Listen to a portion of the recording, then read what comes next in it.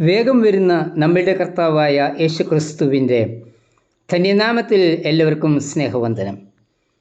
പെന്തക്കോസ്തിൽ പിൻവരുന്ന ഈ ഞായർ തൃത്വ ഞായർ, ട്രിനിറ്റി സൺഡേ ആയിട്ടാണ് സഭ ആചരിക്കുന്നത്. ദൈവത്തിൻ്റെ 3 ആളത്വങ്ങളായ പിതാവ്, പുത്രൻ, പരിശുദ്ധാത്മാവ് എന്നിവയെ ഒന്നായി കണ്ടുകൊണ്ടുള്ള ഉപദേശമാണ് തൃത്വ ഉപദേശം. സഭ ദൈവത്തെക്കുറിച്ച് ത്രിയേക ദൈവം എന്നാണ് പഠിപ്പിക്കുന്നത്. ദൈവം തൻ്റെ ഉടമ്പടിയിലേക്ക് നമ്മെ ചേർത്തിരിക്കുന്നത് ത്രിയേക സ്വഭാവമുള്ള ദൈവത്തോടുള്ള ബന്ധത്തിൽ ആണ്. പഴയ നിയമവിശ്വാസികൾ ഏകദൈവ വിശ്വാസികളായിരുന്നു. ഏകദൈവ വിശ്വാസത്തിൽ നിന്നുകൊണ്ട് തന്നെയാണ് പുതിയ നിയമസഭ പിതാവ്, പുത്രൻ, പരിശുദ്ധാത്മാവ് എന്ന ത്രിത്വ ഉപദേശത്തിൽ എത്തിച്ചേർന്നത്. പഴയ നിയമത്തിൽ പിതാവായ ദൈവമായും പുതിയ നിയമത്തിൽ പുത്രനായ ദൈവമായും സഭയിൽ പരിശുദ്ധാത്മാവായ ദൈവമായും ദൈവം തന്നെ വെളിപ്പെടുത്തിയിരിക്കുന്നു. ത്രിത്വത്തിലെ 3 ആളത്വങ്ങൾ നമ്മിൽ ഏത് വിധത്തിൽ പ്രവർത്തിക്കുന്നു എന്ന് ഈ പ്രഭാതത്തിൽ ചിന്തിക്കാം. 1. പിതാവായ ദൈവം, ഗോഡ് ദ ഫാദർ.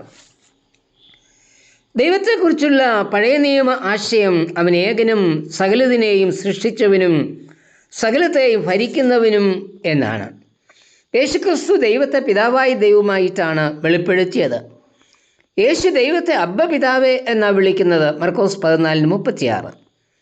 പൗലോസ് ദൈവത്തെക്കുറിച്ച് പറയുന്നത് ഫാദർ ഓഫ് ഓൾ, എല്ലാവർക്കും പിതാവായവൻ എന്ന എഫെസ്യർ 4:6.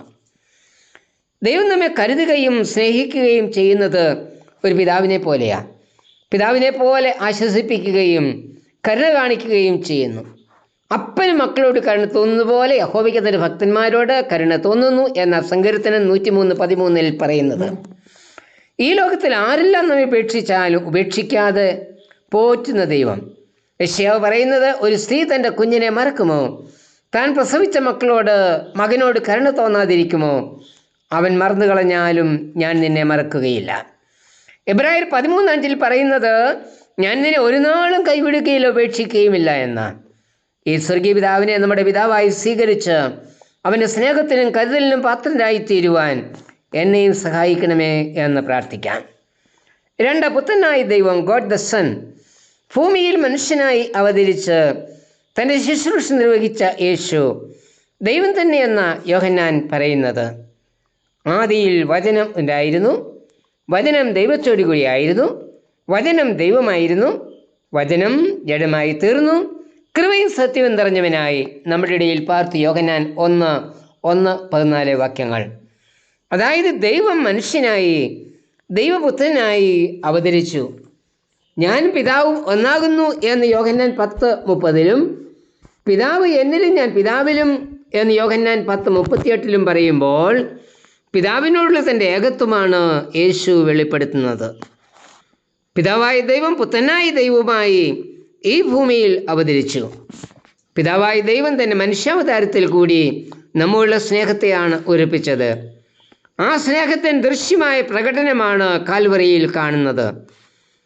നമ്മളുടെ സ്നേഹനിമിത്തം പുത്രനായ ദൈവം ക്രൂശിൽ യാഗമായി തീരുകയും പാപമരണത്തിൽ നമുക്ക് വിടുതൽ നൽകുകയും ചെയ്തിരിക്കുന്നു. ഇതാണ് ദൈവകൃപ. ഈ ദൈവകൃപയാണ് നമ്മെ ദൈവരാജ്യത്തിൻ്റെ കൂട്ടവകാശികൾ ആക്കുന്നത്. ക്രൂശിലെ ചുവട്ടിൽ വരുന്ന ഏവർക്കും ദൈവരാജ്യത്തിൻ്റെ കൂട്ടവകാശികളാകാം. ക്രൂശിലെ ചുവട്ടിലിരുന്ന് നമുക്കും ദൈവരാജ്യത്തിൻ്റെ കൂട്ടവകാശികൾ ആകുവാൻ പ്രാർത്ഥിക്കാം. 3. പരിശുദ്ധാത്മാവായ ദൈവം, ഗോഡ് ദ ഹോളി സ്പിരിറ്റ്.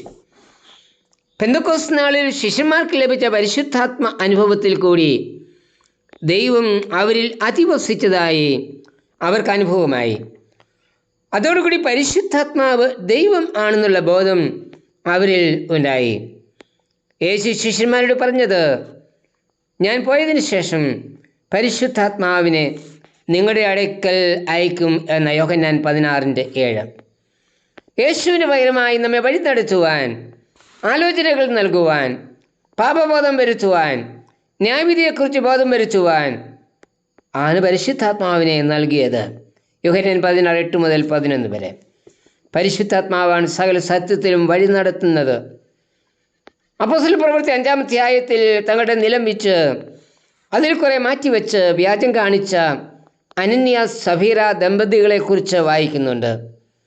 ഈ വിധത്തിൽ വ്യാജം കാണിച്ചത് പരിശുദ്ധാത്മാവിനോട് വ്യാജമായും അത് ദൈവത്തോട് കാണിച്ച വ്യാജമായും പറയുമ്പോൾ പരിശുദ്ധാത്മാവിന് ദൈവത്വത്തെയാണ് ഇവിടെ ഉറപ്പിക്കുന്നത്. 5:3-4 വാക്യങ്ങൾ. പരിശുദ്ധാത്മാവ് വേറൊരു ശക്തിയോ ശബ്ദമോ അല്ല, പിന്നെയോ നമ്മോട് കൂടെ വസിച്ച് വഴി നടത്തുന്ന അദൃശ്യനായ ദൈവമാണ്. പിതാവായ ദൈവം നമ്മുടെ സൃഷ്ടിതാവാണ്. അവൻ നമ്മെ സ്നേഹിക്കുകയും കരുതുകയും ചെയ്യുന്നു. പുത്രൻ കാൽവറി യാഗത്തിൽ കൂടി നമ്മെ വീണ്ടെടുത്ത് രക്ഷയിലേക്ക് നയിച്ച് ദൈവരാജ്യത്തിൻ്റെ അനുഭവത്തിൽ എത്തിക്കുന്നു. പരിശുദ്ധാത്മാവായ ദൈവം നിരന്തരമായ സാന്നിധ്യത്തിൽ കൂടി വീണുപോകാതെ നമ്മെ വഴി നടത്തുകയും നിത്യജീവനിലേക്ക് നയിക്കുകയും ചെയ്യുന്നു. കർത്താവേ, ത്രിയേക ദൈവത്തിൻ്റെ സ്നേഹവും കരുതലും അനുഭവിച്ച് ഒടുക്കം നിത്യതയിൽ എത്തിച്ചേരുവാൻ എന്നെയും സഹായിക്കണമേ. ആമേൻ.